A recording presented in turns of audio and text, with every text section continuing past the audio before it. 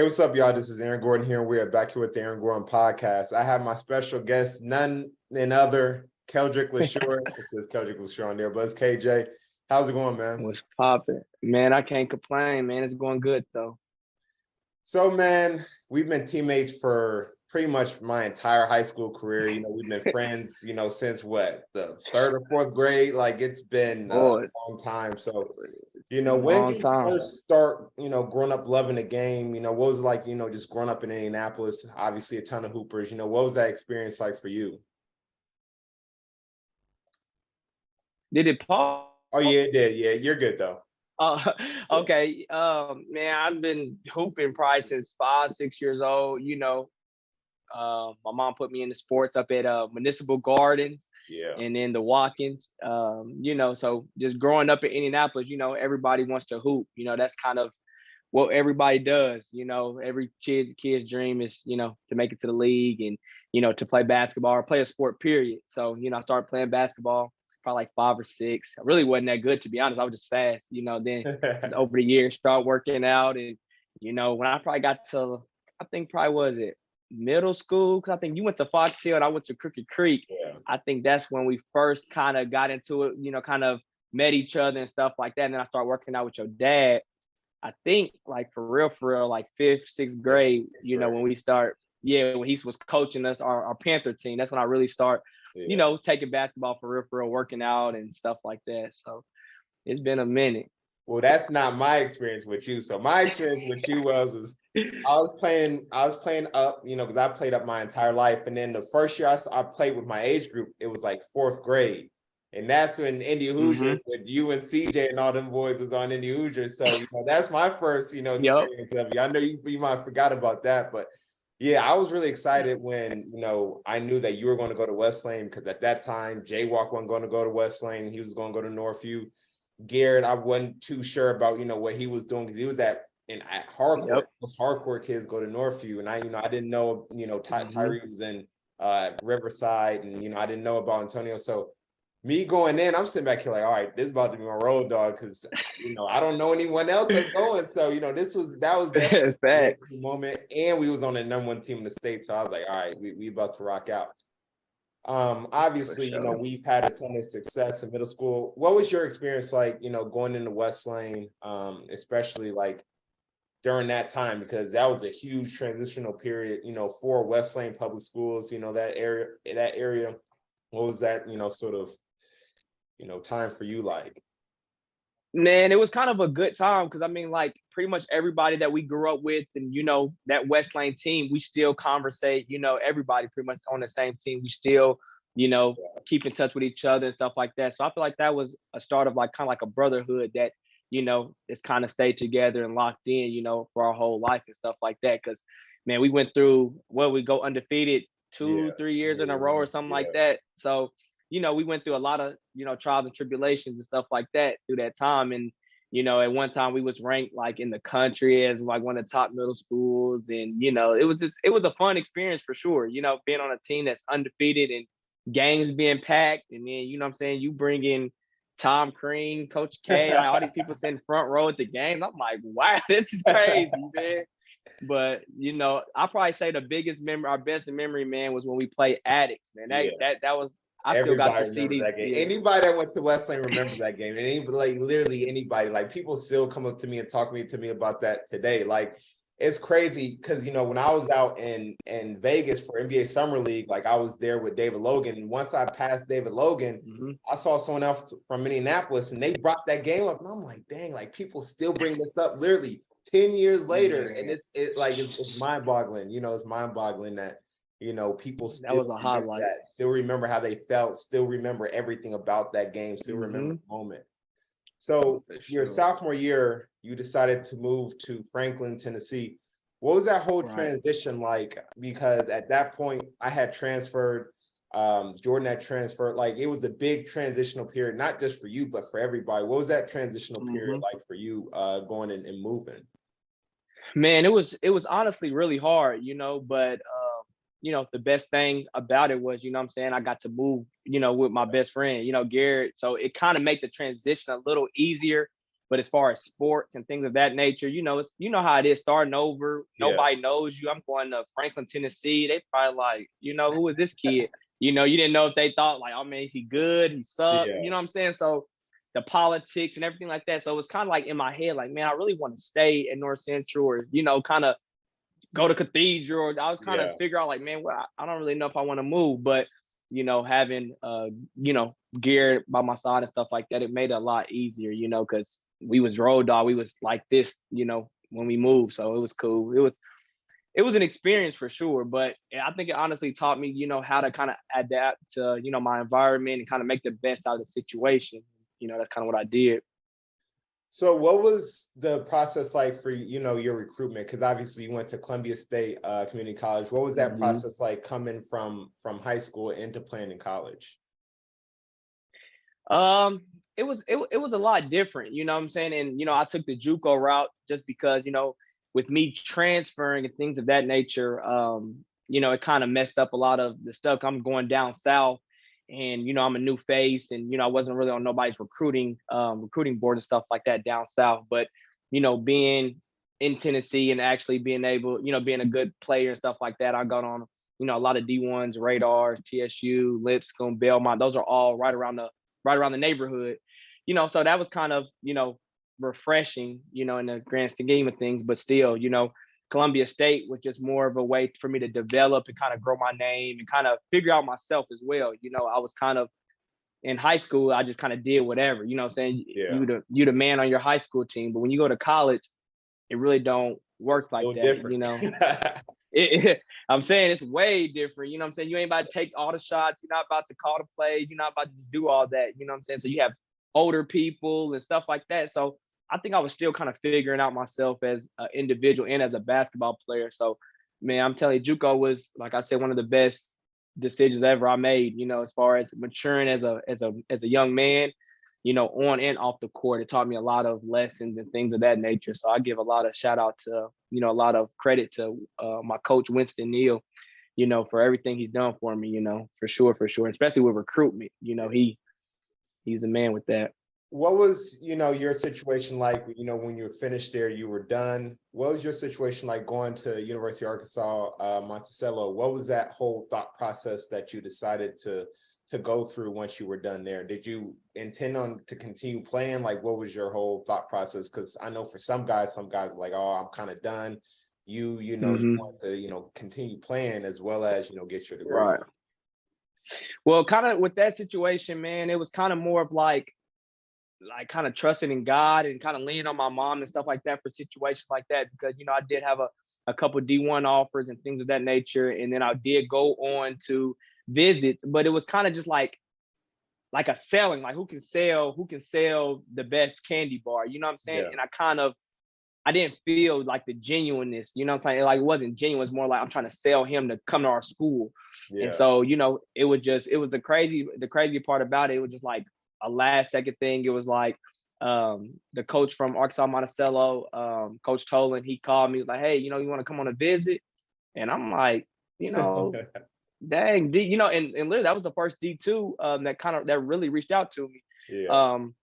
So I was like, man, my mom's like, hey, it might be different. So literally we hopped on the flight. I went down there, went on a visit, and it felt like home. You know what I'm saying? He felt like a dad away from a dad. You know what I'm saying? Yeah. He didn't make it all about basketball. He made it about, me as a young man and growing up and things of that nature. So that's kind of what persuaded me to kind of lean towards that, because it wasn't necessarily trying to sell me for a basketball dream. It was more selling me as, hey, you're gonna get a good education. You know what I'm saying? I'm gonna help you become a good young man. I'm gonna, help you create contacts and, stuff like that. So that kind of changed my perspective on college, because I know that's the most, that was the most important. That's gonna be the next most important 2 years of my life. So, I kind of went that route.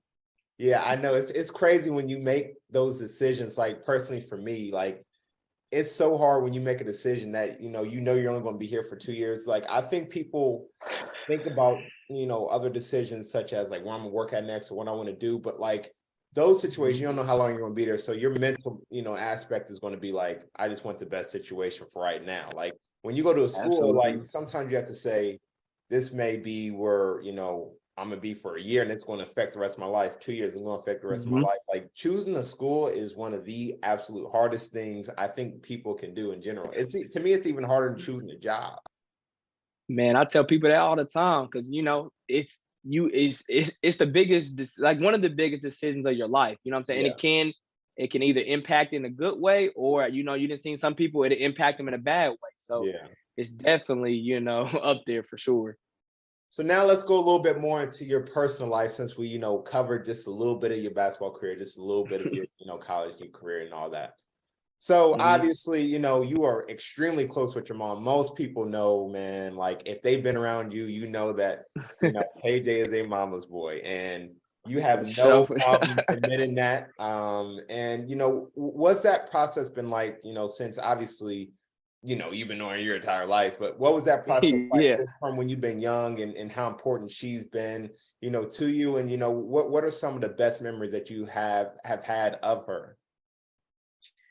Man, it's a long list, but I want to say the biggest thing, man, is just the support that my mom's like giving me throughout my life. You know what I'm saying? It don't matter if I'm doing bad, if I'm doing good, if I'm riding the bench, if I'm starting, not even with basketball, just with life period. You know what I'm saying? She's Yeah. always been there. And even when I fall, she's there to, it seems like somebody that always says the right thing, you know what I'm saying? Yeah. And sometimes in the moment, it don't be the right thing because I'll be frustrated, like, man, why you tell me that or whatever. But she just being honest with me, you know what I'm saying? I feel like that's one of the biggest things that stuck with me my whole life, because she's told me stuff that, most parents would be like, wow, you really told him that, or, Yeah. things of that nature. But it was kind of more of like, I don't want him to be out here just, be dumbfounded. I want him to actually know the real world and stuff like that. So, that relationship, man, it just, I tell people all the time, man, that's a different type of love. It's a different type of relationship. You know what I'm saying? And, you look at me and my mom, like we more like best friends, you know what I'm saying? Yeah. Like that's my mom, that's my road dog. But you know what I'm saying? We do everything, you know what I'm saying? Like it's just, we're really like locked in for sure. And, with all of the knowledge and stuff like that that she has and passing it down to me, it's put me in a great position. So you want to know the probably the most favorite memory I've had of her was when we were in sixth grade now. Like one time when so it was one weekend where you going to hang out with me. One weekend I was going to hang out with you next weekend. And we hung out over my house, and I had like you, Jalen Wheeler, Garrett, and we were all over just playing video games, playing basketball, and just doing whatever. But when I went to hang with you, your mom came with us, and you went to karate, or was it taekwondo? Yep, karate. I was doing karate then. Yep. Yeah, and I tried doing that, and it was just a really fun experience because that was so different to me. Like I wouldn't have thought like hanging with you would have been you're spending your Friday evening at a taekwondo practice. And for me to do that with you, and then we went and ate at like I'm not sure if it was CC's or we ate like something. See, I think it was CC's pizza for sure. Yeah, CC's pizza was yeah. I went back home, I was like, I did not expect for my Friday night to go like that. And I really enjoyed it. Like I was telling my dad, like I was doing taekwondo with KJ on like a Friday evening. Like I'm thinking, oh, I'll be watching some NBA games, some college games, playing 2K or some game. And that's that took me for a loop. And that was really one of my favorite memories, just hanging around her. Yeah, for sure. That's one of the things too. Like I mentioned, like a lot of the things that the average kid would do, you know what I'm saying? Because I really wasn't into that, you know what I'm saying? But Ishinru karate was more of like, a mix of boxing and just, lethal hand weapons and stuff like that. Cause I was always littler than most people. Yeah. So, as my mom, like, man, you gotta protect yourself. I'm like, man, I don't want to do karate, man. This ain't my thing. You know what I'm saying? Like I'll box, but I ain't doing no karate. But like I said, my mom always kind of knows what's best for me. You know what I'm saying? Because it helped me, with my attitude, my temper. It helped me like in real life situations, like not to get too high, not to get too low, like all that type of stuff kind of just translated into real life, and now I look back and think of like, man, hey, that really kind of paid off in a lot of, in a lot of ways, for sure. So obviously, I'm gonna touch upon, our Wesleyan group again. I think that we have such a really truly unique experience. And for me and you personally, we've had a lot of really close friends, just through Wesleyan, through just growing up, and I think that we've, connected that bond. It's really, really touching because like there's a lot of people that, me and you were both really close with that we lost, like DeJuan Thompson, like Kayla Goggins, like Donovan Klingscale. What was that, sort of, transition like for you? Because we lost them all, within, 3 years of each other. What was that process like for you? I mean, back then it was more of like kind of like a shocking moment. Like, you know what I'm saying? Yeah. We used to walk from West Lane to JCC every day. Me, you, Donovan, Garrett playing, get like, so from go to that to then going to for somebody not to be there, it was kind of like a shocking thing. But I think that kind of made me kind of realize like this life stuff is real. You know what I'm saying? It's more of like you can't really take it for granted. And so with that, like I said, those are, man, it kind of put a lot of toll and kind of weight on me for a long time. Even to this day, it still kind of gets a little touchy and stuff here and there, but it's kind of made me, keep them in mind and go hard in a way of like, they're not here to, experience these. So like when I have my low days, like, man, this is getting tough, it's getting hard or this and that. You know what I'm saying? I always think of Clinky. You know what I'm saying? Like, hey, it's my dog. You know what I'm saying? What would he do? You know what I'm saying? He's not here to, live this life and stuff like that. So it's kind of just living my life, you know what I'm saying, with them in mind and, just trying to make the best out of every situation for real. So with our closeness in terms of just our group, who's, has really helped you just through this process? Any people that you want to name that just you feel like that has helped you just through this process? It could be anybody. Man, I ain't gonna lie, man. Garrett, I tell anybody, man. He was one of the people that's been there for sure, man. He didn't see me. He didn't see me at my worst. He didn't see me at my best, man. He didn't see me bawling, crying. He didn't see me mad.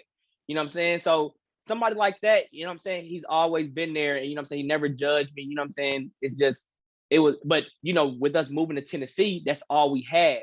So it was like, you feel me? Hey, bro, I'm talking to him about things that nobody else knows, you know what I'm saying? Or me and him have been through situations that nobody else knows that, you know what I'm saying, we'll never speak on. But it's just crazy, you know what I'm saying, how like a true friend that we've created, you know what I'm saying? Like we started so young, we kind of grew up and we still, you know what I'm saying, real close and stuff like that. And, also, like I say, man, I give my hats off to you all the time, you know what I'm saying? Because it's like when we started getting older and stuff like that, we kind of separated a little bit and stuff like that because you was doing one thing, I moved and stuff like that, but it was always still all love, one phone call away, AE, good game, you know what I'm saying? What you think about this? What you think about that? You know what I'm saying? And one of the things I always remember was like, man, hey, you special. And I'm like, what you mean by that, Aaron? Like, what you talking about? And he was like, man, he said, man, you're gonna do big things. And then, one of our best memories, I feel like, is when we went to, was it Drake and Lil Wayne concert? I can't remember what concert it was. Wayne concert. Man, I'll never forget them, you know what I'm saying? And I'll be like, man, we gotta start making those like a ritual, man. Like, even though we got old, like we still need to go and do those type of things. But like I said, man, it's a lot of people that, did a lot for me. But, to name a few, I could say Garrett and definitely you, in a number of ways. I could, name a lot of them, but, I definitely appreciate both of y'all for real.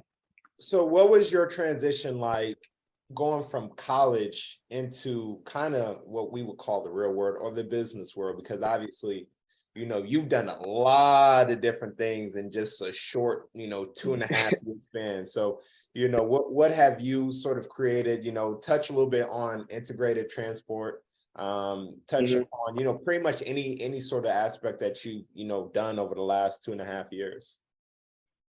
Man, it was a hard transition for me, you know what I'm saying? Because being at my peak of feeling like, you know what I'm saying, my senior year I had the best season, great numbers, you know what I'm saying, great career. And then also having the opportunity to actually go overseas and, continue my basketball career and things of that nature. And it was more of like, it was like the peak of COVID, you know what I'm saying? Yeah. So I had an agent and everything. And my agent was like, oh, you might, go over there and, you might get stuck. I'm like, what you mean get stuck? And it's like, well, you know, if you get COVID over there like that, you're not coming home. And like I said, man, I'll tell anybody, man, my coach Tolan and Coach Johnson, them the two people I give a lot of credit to, you know what I'm saying, for me going into the business world. Cause we sat in his office and probably talked for a good hour. And he was just more of like, man, you good enough to go overseas, but you can make a lot more money in the business world. And you know what I'm saying? Like being that honest with me in that position, like, man, I got to have my best season. Most coaches like, hey, get an agent, go overseas, this and that. You know what I'm saying? To kind of appeal to your feelings and stuff like that. And they both sat there and told me like straight up, like, man, you are special. You know what I'm saying? Use your talent, you know what I'm saying? And go into business field, you'll make a lot more money. And so I'm like, wow, they told me that. And so ever since then, man, that kind of just stuck with me to more of like the same effort and time and energy I spent hooping. You know what I'm saying? Like they'll tell you, man, I was up shooting at 5 o'clock in the morning on game day, working out, doing, you know, whatever needed to be done. So now taking that and translating that to a business is kind of the same type of thing. You know what I'm saying? I wake up early, you know what I'm saying? I'm leaving late, you know what I'm saying? Like every time like we try to schedule an interview and I end up having to do this or do that, you know what I'm saying? So playing basketball kind of really set a great foundation for me, you know, in the business world. And like I said, integrated transports, and you know, it's definitely paid off. So what exactly is integrated transport? I mean, I know, but I'm saying for the public. Yeah. Okay. Yeah. So integrated transport is a transportation company. You know, we got Sprinter vans, box trucks, and things of that nature. We don't do no semi trucks or anything like that, but we kind of found a niche market, which is medical, like the medical field. Like, and that's kind of one of the things. Yeah, a medical carrier. Yep. And so one of the things, like when I was sitting in my college apartment, you know, I'm like, man, what do I want to do? What do I want to do? You know, my mom is kind of a business guru. Like, I mean, I give a lot of credit to her. You know what I'm saying? She knows a lot about business and she helped me, you know, my whole way. And then I got an auntie that's, man, she's a mastermind. So talking to those two ladies and seeing how successful they were in business, I was just picking their brain consistently on different things of what I wanted to do. And you know, like for me, shoot, I made A's all throughout college and everything like that. So my family, like, man, hey, let's go to, you know, be a doctor, let's go be a lawyer. And I kind of like, man, do I really want to do that? And so, you know, that was a big change too, you know, trying to find myself and figure out what I wanted to do. So one of the things, like I said, was during the COVID time, and you look up like kind of things that are recession proof or things that are kind of don't decline, transportation and medicine. Those are kind of the top two. And so I'm like, man, I don't really want to be a doctor though. And I really don't want to like be no CDL driver and drive semi trucks. So I'm like, man. So I came up with, you know, starting my own business and kind of hopping out on faith and kind of, you know, taking my work ethic and things of that nature and made a niche of the medical field. And man, it kind of took off. And, you know, I give a lot of credit to God and my mom and, you know, a couple close friends that really believed in me and, you know, gave me that extra push, you know what I'm saying? And like I said, Gary was one of those people that was like, man, hey, Kay, you should do that. That's hard. You know what I'm saying? And, you know, hearing that, you know what I'm saying, for somebody that know me my whole life, it was like, okay. And then my mom, obviously, like, man, if I could sell pencils, like, hey, I could text my mom literally right now, like, hey, mom, I think we should start like selling pencils or something like that. She's like, okay, yeah, that's cool. You know, let me know. Like, what you want me to do? That's just kind of how, you feel me? That's just kind of how my mom is. That's how, you know, she go straight into it. And, you know, obviously my dad, you know, Bruce, you know, he works at UPS. So picking his brain and stuff like that with the way transportation moves and stuff like that, he drives the semi. So he kind of knows the logistics part of it. So like I said, I had a lot of people in my corner that I was picking their brain. And, you know, like I said, I give him a lot of credit too, because he was telling me, man, hey son, that's a good idea. That's a great idea. Matter of fact, you know what I'm saying? And so, you know, kind of just transitioned, and I'm 2 years in and not looking back for real. What was the biggest struggle for you really getting started? Like starting up, not necessarily just a trucking company, but just like a business? I honestly say the biggest thing was just kind of having the confidence to to fail. Like, I mean, having the confidence to, make up for failing. You know what I'm saying? Because with transportation, a lot of people get brokers and get dispatch and things of that nature where they're depending on another person to generate them money. You know what I'm saying? Whereas that was a struggle for me because I'm gonna sit back and just wait, like, hey, you guys got a load and things of that nature. When it was more of like, let me take the initiative to go out there and get my own contracts, and I'll be my own spokesman. I don't need somebody talking for me. I can go here and negotiate my own contracts. I can negotiate my own rates and things of that nature. So I feel like that was one of the biggest transitions and one of the most, like the biggest struggles for me was kind of finding my niche market as well as what I needed to do with that to take my business from, right here to, the next level. Yeah, dang, it's crazy how like you can always relate sports back into business, but like there are certain situations that like business, it turns into real life. So it's always about like thinking on the fly, building new relationships, contract things. Like, do you think you've gained more skills from that, or do you think that just you've already had that? No, I'd say, are you talking about like from playing sports? Yeah. Or do Yeah, you for think you sure, had man. to gain it? Nah, I feel like some of the things I've learned with situations, things of that nature, but basketball puts you in so many different situations, like with communicating. You have to communicate on the basketball, for screens or just talking to your teammates. And being a point guard, I feel like I learned a lot of those things of, learning how to communicate, learning how to, run the show and kind of, it's not always about me. You know what I'm saying? That's kind of one thing that I pride myself on with my business and things of that nature. Anybody I kind of do business with, I don't look at it like, oh, you work for me, you're my employee, or you're my driver. You know what I'm saying? I don't move like that. You know what I'm saying? It's a partnership. You know what I'm saying? Because if you doing your job, you're making me look good. You know what I'm saying? If I'm making, and then I'm obviously making, my company look good. You know what I'm saying? It's not about me. And that's kind of like basketball. You know what I'm saying? You can't be out there and be like, oh, I'm the star, I'm the star. It's a team effort. So I take everything, like I said, like you said, it translates straight back to basketball, and that taught me a lot. So I'm definitely grateful, like I said, for those opportunities to my life. Yeah, that's one thing I'm starting to really notice in business is that like a lot of business owners are really starting to really learn and understand that like just because you own the business doesn't mean that you're not like there's still no partnership with your employees. It's still a huge partnership. If you own the business and all your employees say, I'm not coming to work today, there is no business at all. So like for me, I've seen that happen actually more times than not. Like I'm telling you, like I probably seen that happen 6 or 7 times to where employees are, they're not getting a fair shake, and sometimes they may quit or they may not be their best selves. And now that you're really hurting the company, but the owner of the business doesn't really understand that that's what makes the engine run, because without that, you're Absolutely everything. So, that's something you've learned and understood before, you even, have went, a couple years in, you've learned that, even before. So are there any new business ventures that, you're wanting to get into or different things that you want to add? To my transportation company? Yeah, either to your transportation company or a different business in general. As far as my transportation company, man, I feel like, one thing that I always pride myself on is like taking what I'm doing to the next level. You know what I'm saying? I never want to hop in nobody else's lane. You know what I'm saying? I didn't start with semi and things of that nature. So obviously, if that comes and, God kind of moved me to, hopping out there and doing other stuff, I'm going to continue staying in my lane and growing my network and, kind of saying growing my business. But a lot of things that I've, kind of been kind of thinking about and things of that nature is just like real estate and, having commercial buildings and things of that nature and doing different things with that.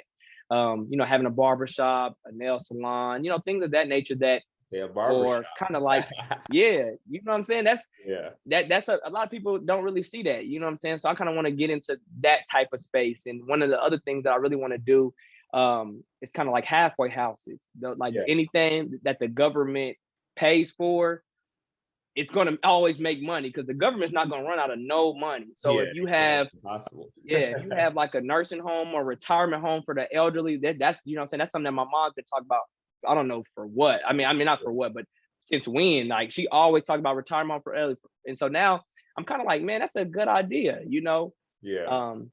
Things of that nature. Anything that's kind of got to do with the government, government funded businesses and things of that nature. I'm trying to get my company to a place where it's self-sufficient. Now it's getting there, but it's still like it's kind of hard for me because it's hard for me to let go because I'm hands on. You know what I'm saying? Like all my drivers, everybody that they see me up there 4 or 5 o'clock in the morning. They don't call nobody else below. They don't call nobody else. They call me. You know what I'm saying? Yeah. So if they break down the side of the road, they call me and they know I'm gonna pull up at 2 or 3 o'clock in the morning. They know they can call out, hey man, take that day with your daughter. I got you. I'm gonna cover your route for you. You know what I'm saying? All my drivers and things like that can, attest to that. That's just kind of how I do things. So, like I said, man, I got probably about a good year in me, to kind of get this to where I want it to be so I can kind of transition to kind of the next level of, my life and what I want to do for business. So to end off the podcast, we always got something special, but this ain't going to be too special because, we share, so many different things. What is your favorite? Name me 2 of your favorite basketball memories and 2 of your favorite memories just in your entire life. So it could be 2 non-basketball, 2 basketball, but I need 2 basketball and I need 2 non-basketball and 2 basketball. 2 basketball. Yeah. Man, I don't know where. Let me see. Man, I'd have had so many basketball memories, man. It's like North Central, that sectional game when you saved us against Carmel. Yeah, hey, for sure. Hamilton Southeastern. Yep, Hamilton Southeastern. Yeah, Carmel got us. Yeah. It was at Carmel. We played at Carmel. At Carmel against Hamilton. Yep. Yeah, so that's just one of, like I said, that's man. There's so many memories. It's crazy, But that's definitely one of them. And like I said, that Addicts game, that's one thing I'll never forget. That man, it's crazy. Or I've hit the game winning shot. You know what I'm saying? When I was in college, 2 seconds left in the corner. It's crazy. So many basketball memories.